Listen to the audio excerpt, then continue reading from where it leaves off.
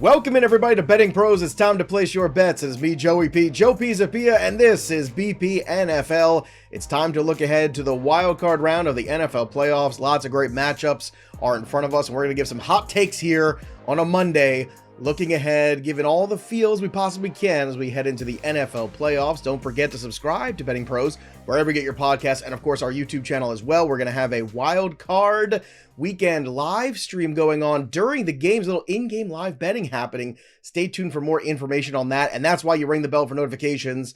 Of course, make sure you stay on top of everything and you don't miss any of the content here all week. We got some live streams with myself, with Matt Brault, and my co-host today, Andrew Erickson, the Undertaker. Erickson, I know you were freezing your butt off yesterday. I hope you got warm after being out there in the cold of the Patriots, but I assume Gerard Mayo had a worse day than you did. Yes, he probably did. Obviously, as the news broke, basically, it was like less than 90 minutes after the final snap of the game, which ended at 4 o'clock. He got fired before 5:30. We had actually gone to dinner right after at Davio's, which is a steakhouse in Gillette Stadium, and I pulled up my phone like we just finished eating. I'm like, yep, he just got fired. We're like the minute we finished eating, all right? I was also at dinner. I was stuffing tacos down my face at our local favorite Mexican place after a triumphant 27-0 flag football game. We were terrific in week one. And there I see, I was like, well, we lost the number one pick, but we got rid of Gerard Mayo. So I guess, things are working out. So I'm wearing my Patriots stuff today and representing. And I think, here. too, the silver lining when it comes to, I know that a lot of Patriots fans, and I was very torn at the game because, you're at the game, you don't want to root for the other team. And I saw, these little kids, they're cheering for Joe Milton. I'm like, man, how great was it when we weren't so toxic when it comes to, no, you need to have the highest draft pick. Booing at the end of the game. Not a great look for fans. Just instilling losing culture is not usually something that works out. Just ask the Cleveland Browns. Yeah, they tanked. How'd it work out for them? Not great. So I will say they're still going to have the number 4 overall pick. If anything, look, yes, they won't get the opportunity to necessarily trade that pick for a boatload or a king's ransom. But what did they do when they traded down? That's how you remake an organization. But what did they do when they traded down this past draft? They drafted Jalen Polk instead of Lyle McConkey if they just stuck and pick. So maybe it's just, hey, they have to pick the guy, whether it's the best tackle or receiver that falls. They're going to get a top 3 overall player no matter what with the 4th overall pick. So as long as that guy's a hit, then I don't really care. And it's like, hey, let's move forward. We got Drake May. So the future's bright, especially when they end up bringing in Mike Vrabel, which seems like a foregone conclusion at this point. It certainly does. 5 coaching openings. Go to Out of Bounds for more on that over on the FP side. We're going to break on all the fantasy perspective on the head coaching firings and a lot more. But before we get to the wild card weekend games and our takes on them, the signed Lawrence Taylor jersey, it's gone. The winner of the signed LT jersey giveaway is Keith. One word, Keith, just like Madonna or Cher. We'll be contacting you to get that prize, so stay on the lookout, Keith. Congratulations, you're the big winner. And when one giveaway goes away, another one takes its place. Next giveaway up, signed Dak Prescott Cowboys helmet. We're giving this away again, courtesy of our friends at pristineauction.com. All you need to do to win the Dak Prescott helmet is to head over to bettingpros.com/contest, complete the form, and either download the Betting Pros app, leave a review of the Betting Pros podcast, or subscribe to our social media channels at Betting Pros on X, on TikTok, and Betting Pros NFL on the Instagram. The more actions you complete, the more entries you receive, and we'll be announcing the winner right here on the channel, so make sure you turn on those notifications so you can be alerted when new episodes are up. All right. Let's begin at the beginning. Los Angeles Chargers, 11-6. Houston Texans, 10-7. The Chargers travel to Houston to take on the Texans. The Chargers are 3-point favorites in this game. That feels right to me. 43.5 is the total. Again, feels kind of spot on. Plus 130 on the money line for the Texans. No, thank you. You can have that. So I am on the Los Angeles Chargers side of this game. Damian Pierce put on a fun show yesterday, 170 yards. That was a good time for anybody, I guess, who was investing in him. But the Houston Texans have been a team that has benefited from their division, a team that, whenever challenged by better teams this season, has failed. Let's be honest. That's what they've done time in and time again. And the Los Angeles Chargers, I think, with Jim Harbaugh, are ready to go.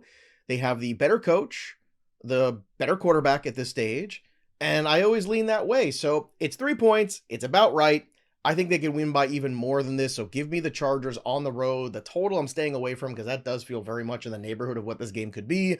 Andrew Erickson, your thoughts on the first wild card game at 4:30 Eastern time on Saturday? Yeah, it's going to take a lot more than 3 points to get me on the Texans side. that's kind of the way I look at it. I mean, it'd have to be, 4.5 points maybe. But when you're looking at, okay, what team could get destroyed this week? I know that there's a couple bigger spreads north of a touchdown. Why isn't it this matchup? Like, why can't we just expect the Chargers to just steamroll the Houston Texans, who have been one of the most overrated teams all year long? Yes, they locked up the division, but they won the AFC South.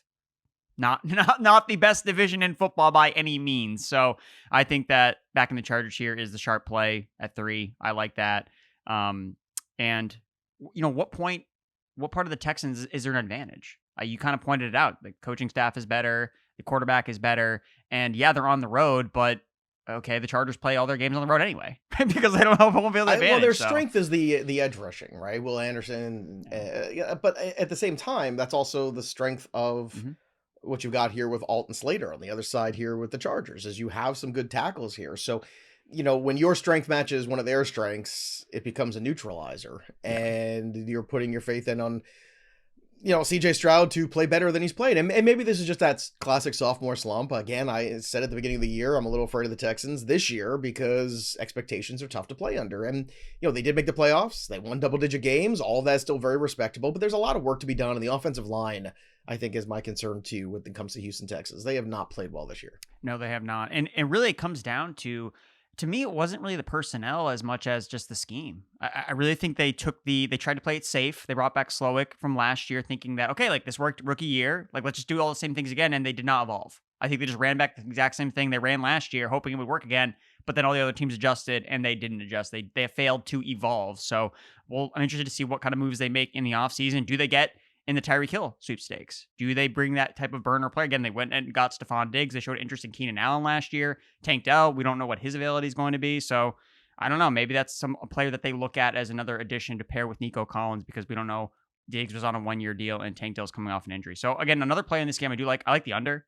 CJ Stroud, like, this offense has not been explosive. And if you do see the Texans defense rising to the occasion, 43.5, like, that's still a good number. I feel pretty good value on the under, where Texans games, especially at home, if you're kind of trying to kind of play into that home field advantage, maybe this game is a little bit more lower scoring than we would anticipate.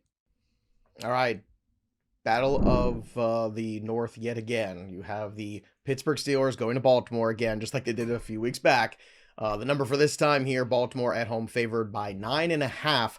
45.5 is the total for this game, plus 400 on the money line. The Pittsburgh Steelers are limping into the playoffs here, losing 4 straight. They lost to Philly, they lost to Baltimore, they got crushed in that game. They lost to KC, they lost to the Bengals. They just keep losing football games everywhere. And I got to tell you, I think Lamar, and I said it, we got into a big, huff there, myself and Terrell a couple weeks ago. I think you were kind of on the Terrell side of that one too. I was like, look, it's time for Lamar Jackson to exorcise the demons. It's time for him to go out there and beat the Pittsburgh Steelers. Enough is enough.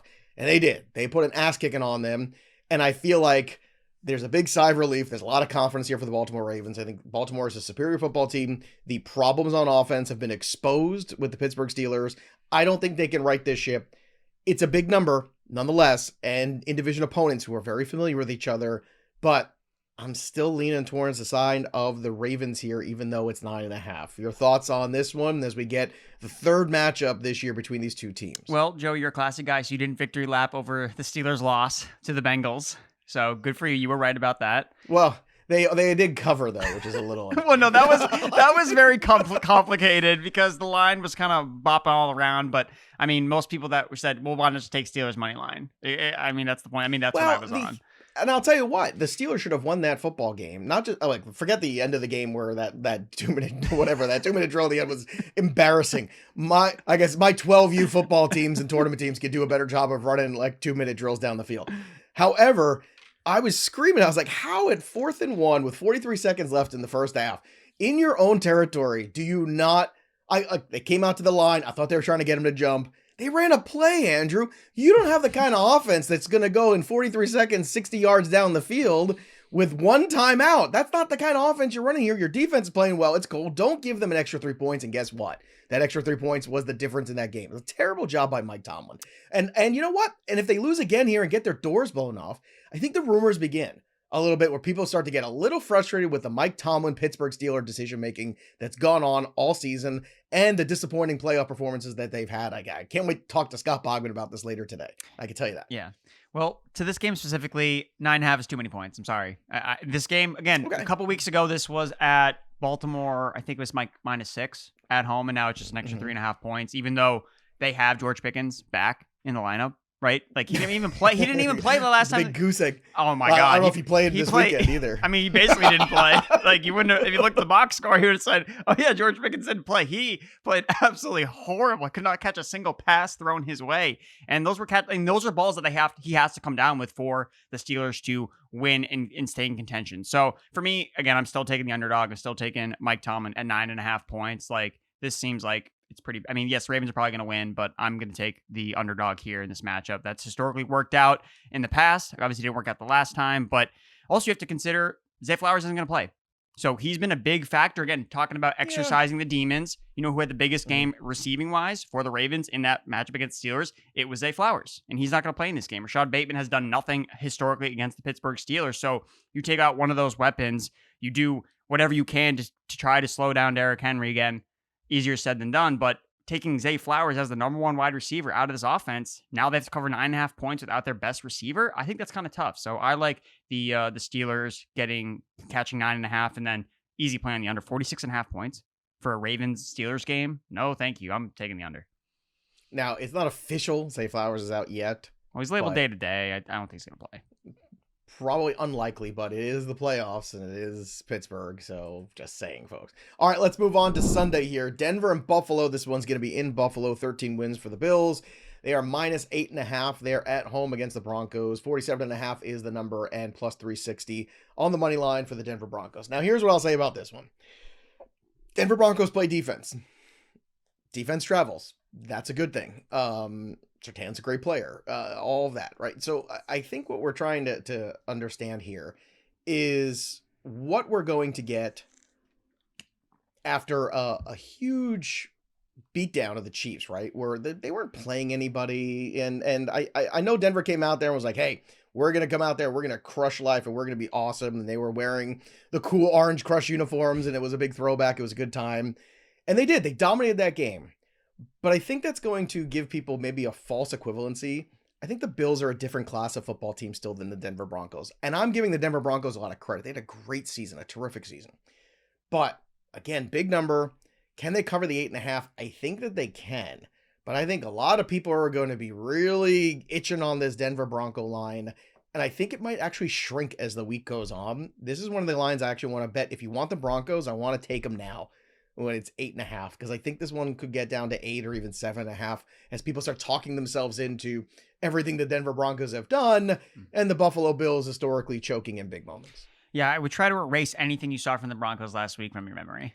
Because it doesn't. And the Bills, too. Yes, because it does not matter whatsoever. Like, there were two teams Bills were not trying to play. They were out there basically trying to run the ball and run down every second of the play clock on every single play of that game against the Patriots. And yeah, the Broncos, I mean, how many plays did the Chiefs run? It was like something absolutely ridiculous. And so the Chiefs were starting all their B teams. So yes, of course, it's not a super surprise that the Broncos went out and was able to steamroll a team that wasn't really trying to do anything. So I would try not to over-evaluate that. So I also like the Bill side here. And when you just look at what has worked betting-wise with the Denver Broncos, when they've been favorites, they've always covered the spread. Every single game they've been favorites. So the market has been on with them. Hey, when this team is facing an inferior opponent, they cover. But the games that they have failed to cover and have lost have been when they've been underdogs. So even though overall in the year they have been good against the spread, potential for a letdown here going on the road to play against a rested Buffalo. Okay, Denver didn't rest their guys, right? Like Buffalo did rest their guys. So they're going to be rocking and rolling, ready to go as they try to make this playoff run. So I like the Bills here, but I like your analysis kind of like, hey, like, let's wait a little bit. If you like Denver, this is the time. Because I think people are going to start talking themselves into Denver all week.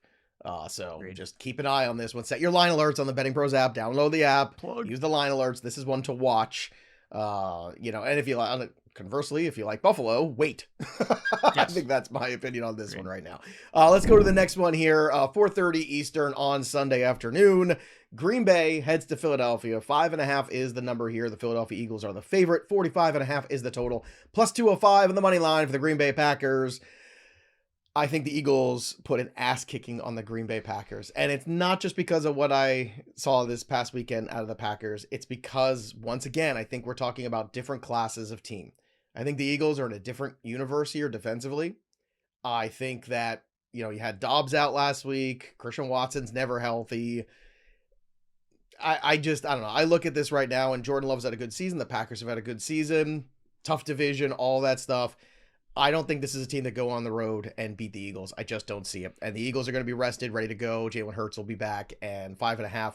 Honestly, I don't think is enough, so I want to jump on this one right now. Yeah, this one has moved a lot, actually. I think this started at Eagles 3.5, and you're seeing money pouring on Philadelphia, which I don't think is wrong, because Jordan Love, his hand is banged up. Christian Watson's not going to play because he's hurt again, like you said. So even though they say Jordan Love's going to play, the hand injury's not overly concerning.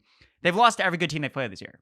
Again, those have been the Vikings, the Lions, the Eagles that they lost to in week 1. Now, you can't really take a lot away from that specific game because it was in Brazil and it's a very weird game. But the fact of the matter is, that's right. I forgot that was week 1. The Packers, against the Eagles. The Packers are one blocked field goal or one field goal away from being 0-6 in their division, right? They should have lost to the Bears twice, and they did lose to the Bears on a field goal to end the season. Now, Love didn't play in the second half because he was hurt, but yeah, I mean, there's just when something is glaring as 0-6 in your division pops up, that's a red flag that, man, maybe this team isn't really ready for prime time. So I'm right there with you this year. with the Eagles. Yeah, not this year. All right, let's get to Sunday night, which should be a really entertaining game. If you love football, this should be your game. We had Tampa at home, -3 against the Washington Commanders. Jaden Daniels, rookie. I mean, it's great. We have 2 rookie quarterbacks taking teams to the playoffs. That's tremendous. And of course, it's going to set the bar way too high for the incoming rookies in 2025, who I do not think are going to take the Browns or the Titans to the playoffs. Just putting that out there into the ether. But I really like Baker Mayfield in this game. And I think a lot of people are going to, once again, just fall in love with the Jaden Daniels story. And it's a great story. I love it. I want to tell it to my kids before bed. I remember, and you tell your grandkids, that Jaden Daniels is a rookie taking the Washington Commanders to the playoffs, kids. It was crazy times. But Tampa at home, Baker Mayfield's been playing such good football this year. You see them as a team in that Mike Evans celebration when he gets that record yesterday, right? When he gets the 1,000 yards. And that team celebration, they are a unit. And nobody believed in them last year. They were at home. They beat the Eagles at home. This is a team that is very dangerous. I think the Buccaneers will handle Washington. 3 is, looking what you're getting. That's your standard, where Vegas is saying, hey, this could go either way, but I don't think it can. I think it's Tampa. I don't think Washington covers the 3. 15.5 is the total, which is the highest total we've got this weekend. So again, I don't know where you stand on that. Plus 150 on the money line for Washington. I think a lot of people are going to like that. I don't. I like Tampa in this one. I just think they are I think it's great Washington got in the playoffs. Couple fixes with the defense. Couple, adding a secondary wide receiver, possession guy. They're a couple pieces away from being ready for the playoffs. They're in the playoffs. There's a difference, and I think Tampa's ready for them. That's my take on this game. What's yours? So this is another rematch of week 1, if you remember. So, right, Joe, do you remember what the spread was in that game? It was Tampa Bay at home against the Commanders. So again, rookie quarterback on the road, but also Baker was kind of question marks about him. So what was the spread, do you think? 5.5. 5.5? It was 3.5. Tampa Bay. 3.5? Mm-hmm. That's ludicrous. So ludicrous. No credit to a team that won their division last year and Baker Mayfield. No credit at all, damn it. Very upsetting. So I agree with you. I like Tampa Bay here, -3. I think the line is sharp. In the total, I mean, it's a big number, but I like both of these offenses. And the thing with Tampa Bay is I am concerned about their defense when it comes to, they just got shredded by the Panthers and Bryce Young. That's Bryce Young looks like the truth the last that's couple not games, good. man. And the Saints, or excuse me, that was 2 weeks ago. And then the Saints this week, the Saints offense was moving the ball. They were getting scared. I'm looking up at the scoreboard at Gillette. I'm like, why are the Saints winning by 2 touchdowns? Well, that's the dangerous thing, because Jaden Daniels has 12 touchdowns in the fourth quarter or in overtime this year. Yeah. So in big spots, this guy has shown up time and time again. Yeah. And the other thing, the Buccaneers are playing their weight class and competition is going way up, because the last 2 weeks they played the Panthers and the Saints, 2 really bad teams. Baker Mayfield's numbers have been bonkers. They're playing the Commanders. Now, the thing with the Commanders, kind of similar to the Packers, they also haven't been a team that's kind of shown up when you've had to face a heavier weight in weight class. So I think maybe for me, the under actually might be the play here at 50.5 points. It is a big number. Just because maybe this is a little bit, again, these are 2 teams that have already played each other. Again, week 1, a little bit different, but Still, it was Washington on the road. I don't think the Commanders are going to be phased. It's funny because Jaden Daniels is going to be going through the same exact motions. I've been in this locker room before, but I was a rookie making my first start, and now I'm reigning offensive rookie of the year, going into the same place where I started it all, and now I'm going to go out and win I don't know, man. I think it's a full circle loss, though. That's what I do. Well, I do. I just think, look, at the end of the day, could this be the upset? Sure. I'm looking hard. I'm looking hard for the upset. There's got to be an upset. There's got to be one. And I got to be honest with you. What could be the next game? I just don't. If it's anyone, it's the next game. Okay. Based on what we saw last night from Sam Darnold. I don't. Well, let's get into it. Let's get into it. Look, it's Chargers. It's Baltimore. I don't think Denver can really beat Buffalo at the end of the day. I think Philly's going to stump a mud hole in Green Bay. I really do. I think that's the one that's going to get out of control. So it's Tampa, Washington could be games. tight. Yeah. Tampa, Washington has the possibility, the 4 outcomes there. If Baker Mayfield struggles, or the defense of the Tampa Bay Buccaneers just gives up too many big plays, you could see it going that direction. If this game was in Washington, I might feel a little differently about it, to be honest with you. Okay. But the fact that it's on the road and you got to travel and stuff like that, I think that's a little much. But let's get into this next one here, because here we go. Minnesota, Los Angeles Rams. Now, I think people are going to maybe put too much stock into last night, but I want to put some. I was right about a lot of things this past week, but I was dead wrong about the Vikings. I thought the Vikings were going to show up. And the frustrating part is they had their opportunities in the first half of that game last night to really answer the bell, and Sam Darnold fell short. Sam Darnold looked like the guy that we had seen play for the Jets.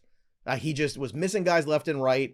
I don't know if it was just a bad night. Maybe. I mean, that happens sometimes. I don't know if it was, the stage was getting too big and he got jumpy. I don't know what that is.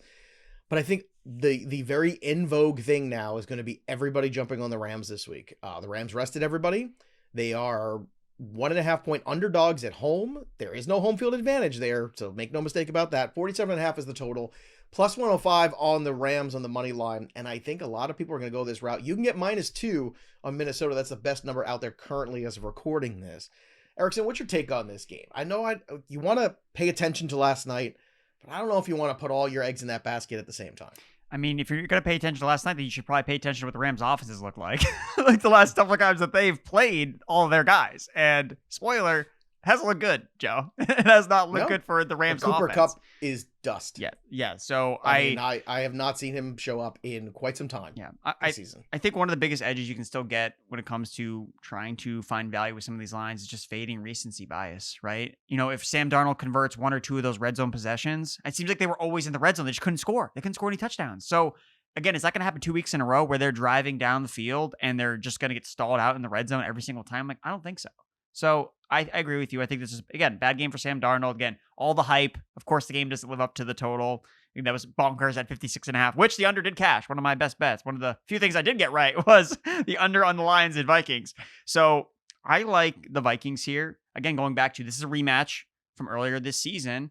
The spread was Vikings -3 on the road in the Rams. So why is it -1.5? Like, what's changed? Because Sam Darnold played bad last night. That's what's changed here. The Vikings are still the better team up and down. The Rams still don't have home field advantage. And the superior defensive team, too. Yes, I just want to put that 100%. out there. Like, that's the thing. And I know things got out of hand that second half.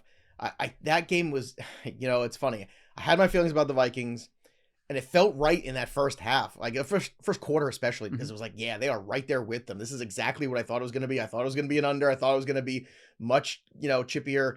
And there's momentums in games and moments where when you're failing in the red zone, or, they kept trying to go to Justin Jefferson and he was open at times and he would overthrow them, or, you could sense like they couldn't recover for that. The mojo was going in the other direction. And then Detroit, to their credit, took it and ran with it literally, and Jahmyr Gibbs just ran amok. But if you're in-game live and you're betting that game, you had to sense that even if you were on Minnesota like I was, that there was not going to work out for them. There's just not, you only get a finite number of opportunities to cash in, and they were missing them. And when you miss those opportunities in the red zone, they come back to haunt you. And just ask the Pittsburgh Steelers how these things go when you give up the ball too much. I do think, too, that it's an interesting way to... The game last night was definitely a playoff atmosphere, right? The two teams kind of came out kind of tight. It's like, man, we're really kind of trying to feel things out. Sam Darnold's never played in a playoff game before. right? Jared Goff has, like, for all of like the criticism for Jared Goff, Goff's like played in a Super Bowl exactly. for God's So he sakes. But he played in one. Yes, he definitely has that experience playing in the playoffs. So again, maybe that's something I also overlooked with, looking at the Vikings versus the Lions last night in a playoff atmosphere. Well, it's kind of lucky for the Vikings essentially, quote unquote, lost a playoff game against the Lions, but now they get another chance in the actual playoffs. So Darnold got the exposure to the playoff atmosphere, got his toes wet. All right, now it's win and go home, right? Like, now we have to win these games and then go face Detroit in 2 weeks, which would be a killer rematch. And I didn't know that what the Vikings head coach said to Campbell's like, "I see you in 2 weeks." So we'll see how it shakes out. And that's what makes Kevin O'Connell a great coach, because you can't live in this, you can't dwell on this. You go to LA, you're going on the road, but you're not going in. Look, you're not going into weather. Not hostile environment. You're not a hostile environment. It's like you're going into Philadelphia. Look, it's a 4:30 game. Those people are going to start drinking at 10 a.m. Okay? I know it. I lived in Philly for 6 years. Love Philadelphia. Close to my heart. My second city. But let me tell you, bro, those people are going to be ready.